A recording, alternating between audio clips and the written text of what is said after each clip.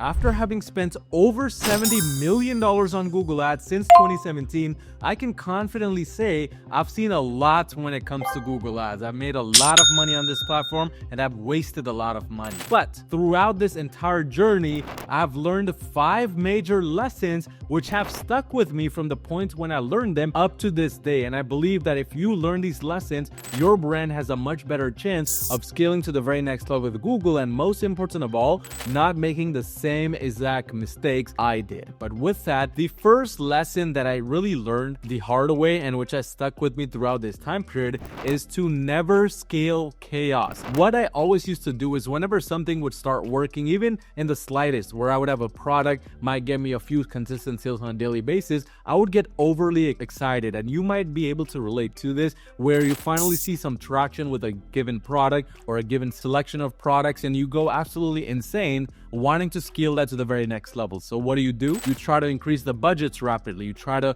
decrease restrictions so you can go out and spend more money. You try to do all of these things only to come crashing down at the very end, have that product which at one point was showing some traction go to almost non-existent sales. And it hurts, I know, because I went through this multiple times. But what I realized from this experience in general and from having to deal with it over and over is you want to make sure that you only start to scale when your systems are in place, when you can actually afford that scale. With Google Ads, this means when you have let the algorithm let free and run for that product for at least a couple of days, maybe a couple of weeks, before you actually start investing more money into it. Because without proper data, without it really getting that traction and momentum that's needed to scale on Google, you are basically throwing darts at the target blindfolded. The algorithm really needs to understand what your ideal audience is and what the highest buying intent audience is from the whole, to then showcase your products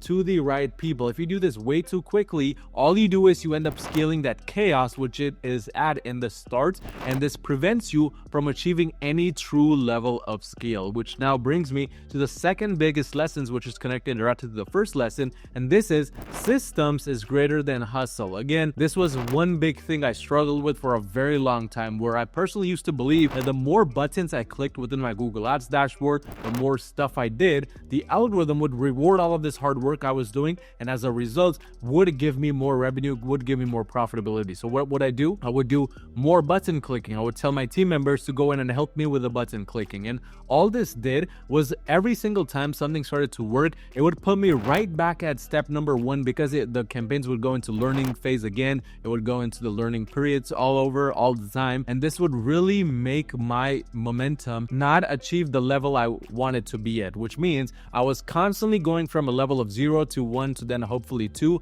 back to level 0 again. And what I learned from this, the hardest lesson I had to learn from this, is systems again is greater than hustle. You could have the best working team on this planet. You could have 5 people working 90 hours a week, but all that will do with Google Ads is it will put you right back at step number 1, stage number 1 constantly. And this is because the algorithm optimizes and re-optimizes every time you make any type of change on the campaigns. And it doesn't matter how big or small the change is, because Google Ads is a search-based platform that works off of people coming to your website through searches. It's going to re-optimize, and it has to, because every single second of the day, there's a person searching for your products in a different manner, with different keywords, with different intention, so on and so forth. So with so much that the Google Ads algorithm has to deal with, it has no choice but to learn from your changes all over again from stage number 1. So the key is to have certain systems in place which tell you when to optimize a campaign, when to let it run, when to let it scale, and so on and so forth. Ideally, what we do is we like to wait 7 to 14 days between any given change, and even before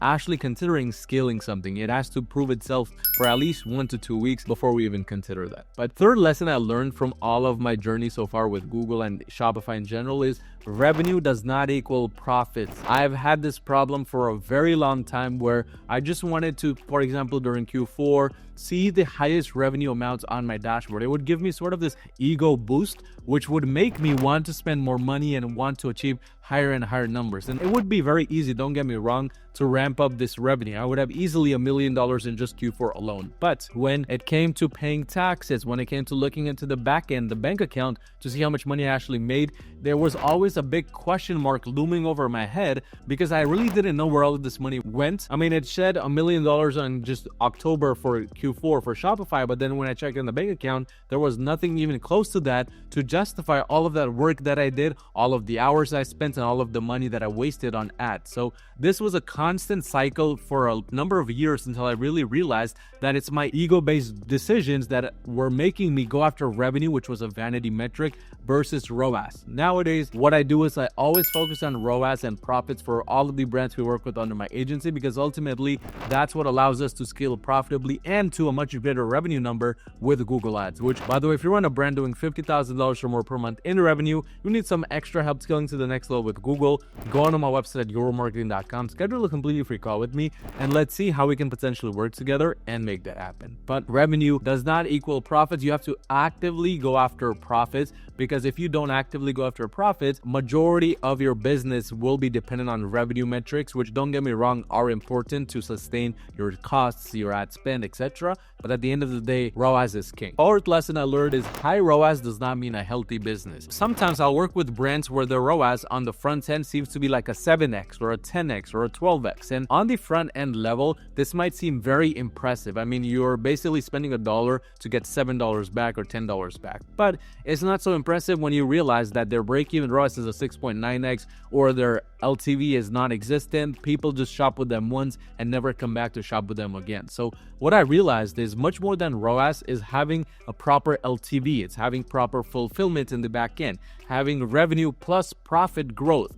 You don't want to just focus on profitability as well, to the point where now your revenue is barely scraping by and it's not at any considerable amount that will help you scale your operations in any way, shape, or form. So there has to be a healthy balance between ROAS and profitability. ROAS is, of course, the end-all be-all metric that you should be going after. However, at the same time, if you focus on things like LTV, your back-end offers, your back-end fulfillment, that allows you to now focus on lower ROAS values while still maintaining the same amount of profitability, or even in some situations, a higher level of profitability, which can ultimately help you scale your brand very, very aggressively. But final lesson I learned is hiring smart is much more crucial, especially now in 2025, than hiring fast.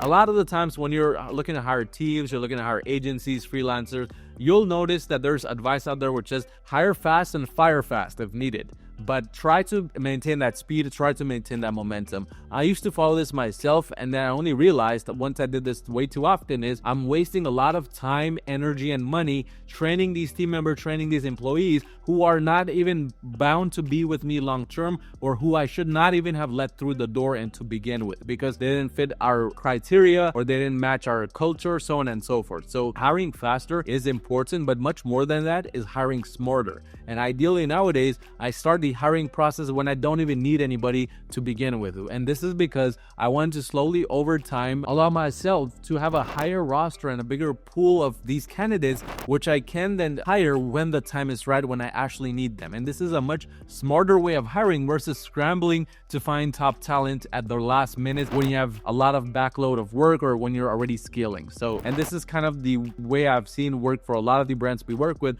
under my agency as well, which again, if you run a brand doing $50,000 or more per month in revenue, you need some extra help scaling to the next level with Google Ads, go on to my website at euromarketing.com, schedule a completely free call with me, and let's see how we can potentially work together and make that happen.